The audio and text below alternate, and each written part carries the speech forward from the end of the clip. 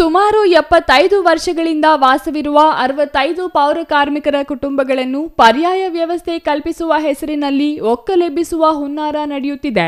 ಇದಕ್ಕೆ ಬೇಸತ್ತ ಪೌರ ಕಾರ್ಮಿಕ ಕುಟುಂಬಗಳು ಅಧಿಕಾರಿಗಳ ವಿರುದ್ಧ ಸಿಡಿದೆದ್ದಿದ್ದಾರೆ.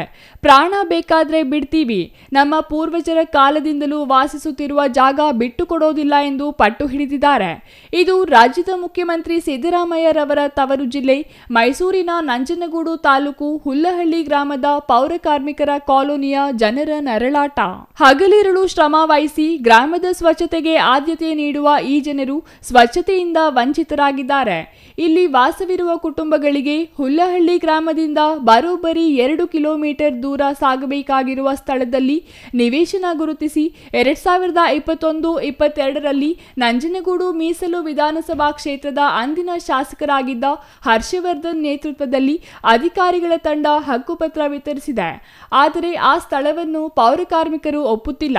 ಗ್ರಾಮದಿಂದಲೇ ಪೌರ ಕಾರ್ಮಿಕರ ಕುಟುಂಬಗಳನ್ನು ಹೊರದಬ್ಬಲಾಗಿದೆ. ಪೂರ್ವಜರ ಕಾಲದಿಂದಲೂ ವಾಸಿಸುತ್ತಿರುವ ಸ್ಥಳದಲ್ಲಿ ಮೂಲ ಸೌಲಭ್ಯಗಳನ್ನು ಒದಗಿಸುವಲ್ಲಿ ನಿರ್ಲಕ್ಷಿಸಲಾಗಿದೆ. ಪರ್ಯಾಯ ವ್ಯವಸ್ಥೆ ಕಲ್ಪಿಸುವ ನೆಪದಲ್ಲಿ ಕಾಲೋನಿ ಜನರನ್ನು ಸಂಪೂರ್ಣವಾಗಿ ಎತ್ತಂಗಡಿ ಮಾಡುವ ಯತ್ನ ನಡೆಯುತ್ತಿದೆ. ಇದಕ್ಕಾಗಿ ದಿವಂಗತ ರಾಜಕಾರಣಿ ಬಸವಲಿಂಗಪ್ಪ ಹೆಸರಲ್ಲಿ ಮತ್ತೊಂದು ಸ್ಥಳಕ್ಕೆ ದಬ್ಬುವ ಕೆಲಸಕ್ಕೆ ಮುನ್ನುಡಿ ಹಾಕಲಾಗಿದೆ. ಹುಲ್ಲಹಳ್ಳಿಯಿಂದ 2 ಕಿಲೋಮೀಟರ್ ದೂರದಲ್ಲಿ ಜಾಗ ಗುರುತಿಸಲಾಗಿದೆ. ಆದರೆ ಆ ಕುಟುಂಬಗಳು ಗುರುತಿಸುವ ಜಾಗಕ್ಕೆ ತೆರಳಲು ಸಿದ್ಧವಿಲ್ಲ. ಒಟ್ಟಾರೆ ಸ್ವಚ್ಛತೆಗಾಗಿ ಮೀಸಲಾದ ಜನಕ್ಕೆ ಸ್ವಚ್ಛತೆ ಮರೀಚಿಕೆಯಾಗಿದೆ. ಇದೇ ಮನೆಯಲ್ಲಿ ಸಾಯ್ತಾ ಇದ್ದೀವಿ ನಾವು. ಆ ಬಚ್ಚರು ಸರಿಗಿಲ್ಲ, ಹಾವುಗಳು ಬರ್ತದೆ, ಇಲ್ಲಿ ತೇಳುಗಳು ಬರ್ತದೆ, ಎಲ್ಲ ಬರ್ತದೆ. ಇಲ್ಲಿ ಮಕ್ಕಳು ಮರಿ ತಿರುಗಾಡಕ್ಕೆ ಇಲ್ಲ. ಇಲ್ಲಿ ಯಾವುದೇ ಸೌಲಭ್ಯ ಇಲ್ಲ. ಏನಂದ್ರೆ ಏನು ಇಲ್ಲ ಇಲ್ಲಿ. ಈಗ ಮಳೆ ಹೋದ್ರೆ ಏನ್ ಮಾಡ್ತೀರಾ? ಮಳೆ ಹೋದ್ರೆ ನಮ್ಮ ಬೀದಿಲೋ ಮನ್ಕೋಬೇಕಾಯ್ತದೆ. ಏನು ಮಾಡೋದು? ಏನು ಸೌಲಭ್ಯ ಕೊಟ್ಟಿಲ್ಲ ಸರ್. ಹಕ್ಕುಪತ್ರ ಕೊಟ್ಟು 4 ವರ್ಷ ಹತ್ತತ್ರ ಆಯಿತು. ಹಕ್ಕುಪತ್ರ ಕೊಟ್ಟಾಗ ಬಂದಿದ್ದು ಅಷ್ಟೇ ಸರ್. ಇದುವರೆಗೂ ಯಾರೂ ಬಂದಿಲ್ಲ, ಏನೂ ನೋಡಿಲ್ಲ ಸರ್.